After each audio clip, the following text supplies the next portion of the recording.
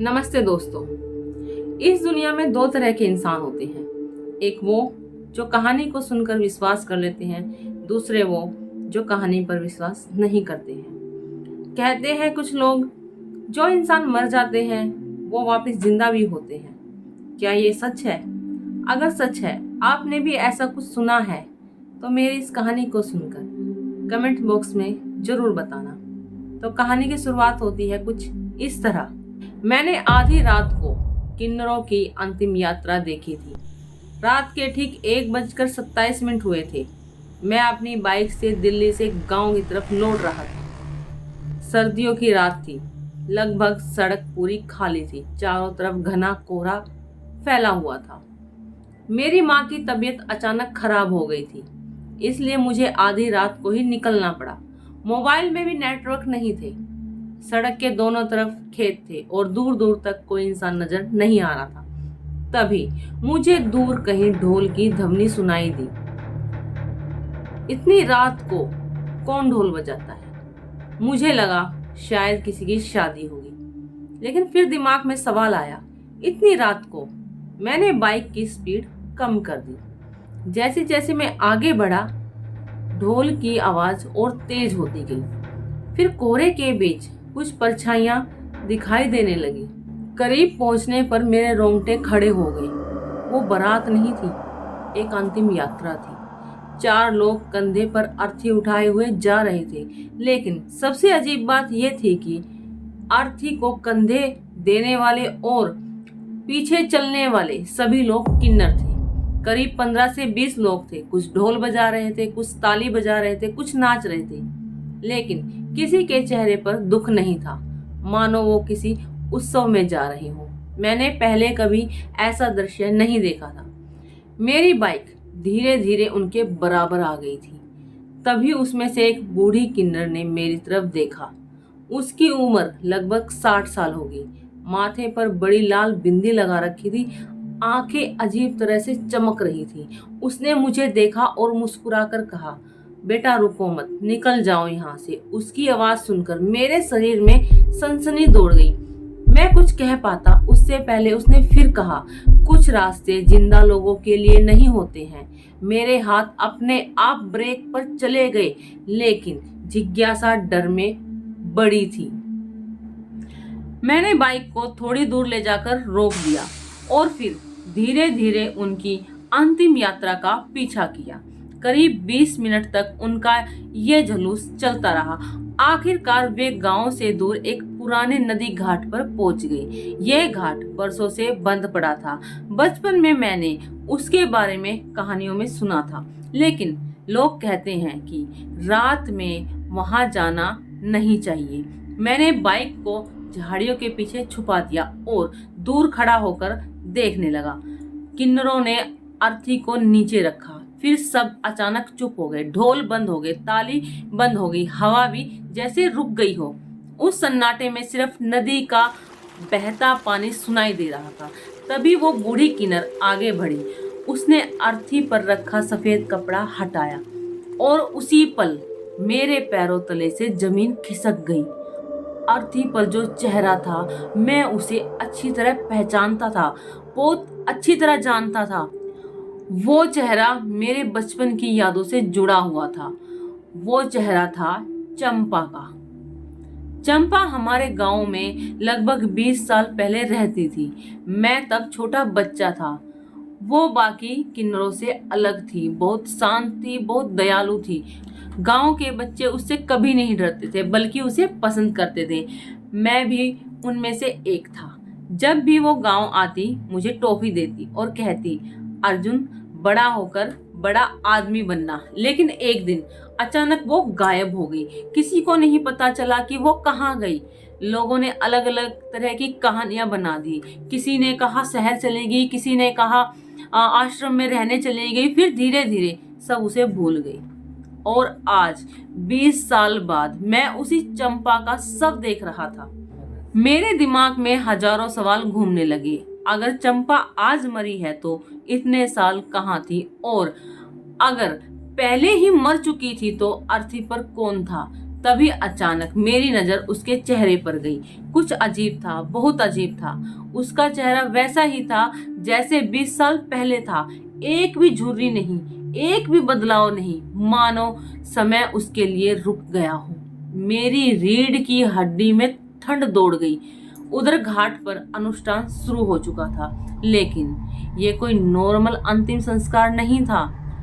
वो बूढ़ी किन्नर बार बार एक ही बात दोहरा रही थी, अब तेरा वचन पूरा हुआ, अब तेरा इंतजार खत्म हुआ, अब तू मुक्त है।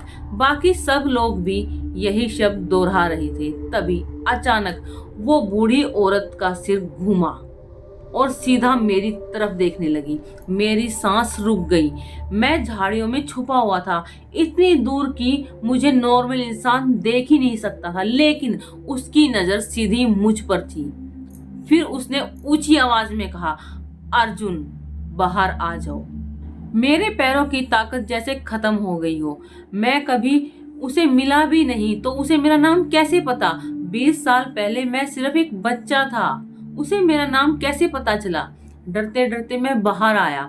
बाकी सभी किन्नर भी शांत हो गए और खड़े मुझे देखते रहे। कोई आश्चर्य नहीं था, मानो वे मुझे पहले से जानते हो कि मैं यहाँ आने वाला हूँ। बूढ़ी किन्नर मेरे पास आई। उसने मुझसे पूछा, तुझे चंपा याद है? मैंने हाँ में सर हिलाया। उसकी आंखें भर आई। फिर उसने कहा, आज जो तू देखने आया है उसके लिए तुझे चुना गया है। क्यों? मैंने कांपते हुए पूछा। वो कुछ सेकंड के लिए चुप रही, फिर बोली, क्योंकि चंपा ने मरने से पहले तेरा नाम लिया था। मेरे शरीर में बिजली सी दौड़ गई पूरे शरीर में, लेकिन मैं तो बच्चा था। हाँ, और उसी वक्त से तू उसे याद था। फिर उसने एक कहानी सुनानी शुरू कर दी, एक ऐसी कहानी जिसने मेरी पूरी जिंदगी बदल दी। 20 साल पहले हमारे गांव के पास एक हादसा हुआ था। बरसात की रात थी, नदी उफान पर थी। एक छोटी बच्ची पानी में बह गई। लोग उसे बचाने की कोशिश कर रहे थे, लेकिन कोई नदी में उतरने की हिम्मत तक नहीं कर रहा था। लेकिन चंपा ने छलांग लगा दी। तेज बहाव, अंधेरा, मौत जैसा पानी, लेकिन चंपा लड़की को बचाकर बाहर ले आई। लड़की बच गई, लेकिन उसी दौरान चंपा खुद बह गई। लोगों ने बहुत खोजा, लेकिन उसका शरीर कभी मिला ही नहीं। मैं वहीं जमकर खड़ा रह गया। गांव में किसी ने मुझे ये कहानी कभी नहीं बताई। फिर ये सब? मैंने पूछा। बूढ़ी किन्नर ने नदी की तरफ देखा। 3 दिन पहले नदी ने उसे वापस लौटा दिया। मेरे हाथ पैर सुन पड़ गए। क्या मतलब है? उसका शरीर 3 दिन पहले मिला और 20 साल बाद भी वैसा ही जैसा उस रात था। मुझे यकीन नहीं हो रहा था। लेकिन तभी मैंने अर्थी की तरफ देखा। मेरा दिल लगभग रुक गया। चंपा की बंद आंखें धीरे धीरे खुल रही थी। मैं चीख पड़ा। बाकी लोग शांत खड़े थे, मानो ये नॉर्मल बात हो। चंपा की आंखें पूरी खुल गई। उसने सीधे मेरी तरफ देखा। हल्की मुस्कान, वही मुस्कान जो वो बचपन में दिया करती थी। मेरे शरीर का एक एक रोंगटा खड़ा हो गया। लेकिन अजीब बात ये थी कि मुझे डर नहीं लग रहा था, बल्कि एक अजीब सी शांति महसूस हो रही थी। चंपा के होठ हिले, बहुत धीरे, इतने धीरे कि आवाज मुश्किल से सुनाई दे रही थी। उसने कहा, बड़ा आदमी बना। वही शब्द जो वो बचपन में मुझे कहती थी। और अगले ही पल उसकी आंखें फिर से बंद हो गई, हमेशा के लिए। नदी के ऊपर अचानक तेज हवा चलने लगी। आसमान में बादल गरजने लगे। बूढ़ी किन्नर ने सिर झुका लिया, बाकी सभी ने भी। फिर अंतिम संस्कार शुरू कर दिया। इस बार ढोल नहीं बज रहे थे, कोई नाच नहीं रहा था, सबकी आंखों में आंसू थे। करीब 1 घंटे बाद सब खत्म हो गया। आग की लपटों में धीरे धीरे झुलसने लगी। मैं वापस आ गया। तभी उस बूढ़ी किन्नर ने मुझे रोक लिया। उसने एक पुराने कपड़े का थैला मेरी तरफ बढ़ाया। यह चंपा का था। मैंने कहा, इसमें क्या है? उसकी आखिरी इच्छा। घर पहुंचकर मैंने थैला खोला। उसके अंदर एक छोटी सी डायरी थी, पीले पड़े हुए पन्ने थी। मैंने पहला पन्ना खोला। और मेरी आंखें भर आई।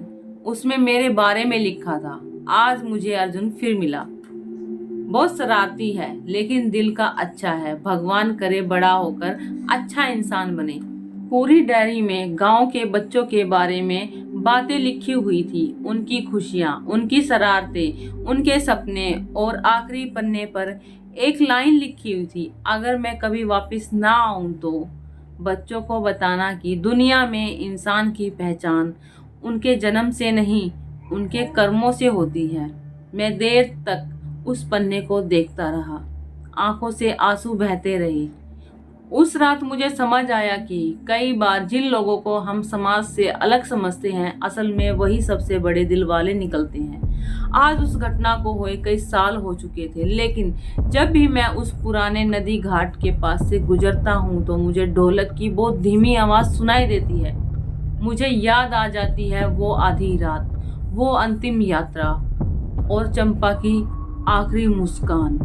कभी कभी मैं सोचता हूँ शायद कुछ लोग मरने के बाद भी नहीं जाते हैं, वे यादों में जिंदा रहते हैं, और शायद यही असली मुक्ति है। दोस्तों, अगर आपको ये वीडियो पसंद आई है तो वीडियो को लाइक करना, शेयर करना और सब्सक्राइब जरूर करना। नमस्ते।